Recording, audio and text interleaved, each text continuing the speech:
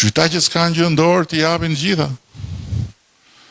Edhe njerëzit mund të çoroditen. Tani këtu thelbi është që ne duhet të kalojmë këtë mesazh shumë qartë.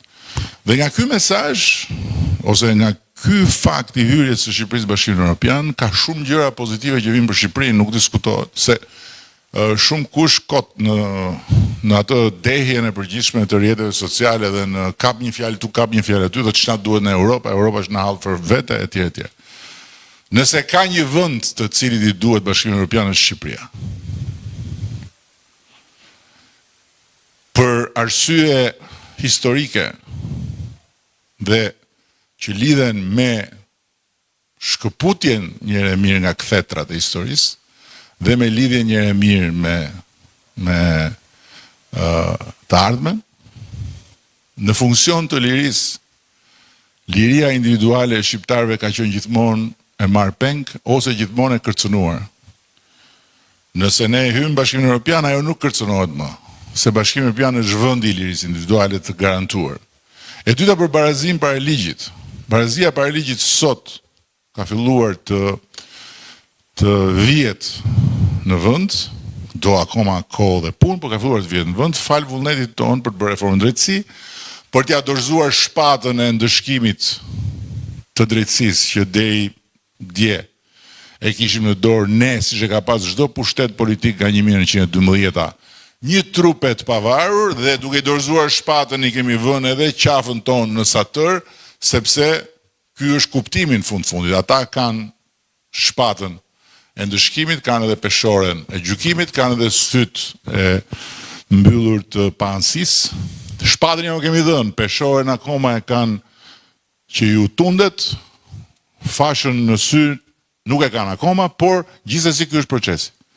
Tani është kaq e thjeshtë kjo që them, që barazia para ligjit nuk mund të garantohet nga ne përkohësisht. Por, ja ku e keni palën tjetër që thot, sa të vim ne, do ta shkrim spakun, do t'i marrim shpatën. Se janë mësuar ta mbajnë shpatën për vete. Ndërkohë që në Bashkimin Evropian nuk të lë njeri ta prekësh atë shpatë. Të lë njeri ta prekësh. Ka Bashkimi Evropian ka struktura që, sepse futja në Bashkimin Evropian, keni parasysh, është dhe dorëzimi i një pjesë të sovranitetit tek familja. Siç dorëzon një pjesë sovranitetit dikush që martohet apo jo. Kush është i martuar këtu e di, unë jam martuar më shumë se një herë, e di dhe më mirë se ju. Kështu që është dorëzimi i sovranitetit. I një pjesë të sovranitetit, ti ruan një sër gjërash, po për një sër gjërash ka një vendimarrje dhe një nga gjërat që nuk diskutohen është barazia para ligjit. E treta janë standardet e të gjithë funksionimit të jetës. Nga ana tjetër, Bashkimi Evropian është gjëja më e mirë që mund ta ndodhi ne, sepse kur hyn në Bashkimin Evropian, ti hyn në një kategori që është kategoria e përfituesve. Si një familje, më të mëdhenjt, më të fuqishmit, më të rriturit janë ata që kontribojnë dhe quhen kontribuesit në Bashkimin Evropian, vendet kontribuese që japin më shumë se ç'marrin nga Bashkimi Evropian dhe rrin aty. Dhe vendet përfituese që janë më të vejtit që ndihmojnë që të rriten dhe fuqizohen, siç u rritën dhe fuqizuan Polonia, Çekia, Hungaria kështu me radhë. Dhe po ju jap vetëm një shembull.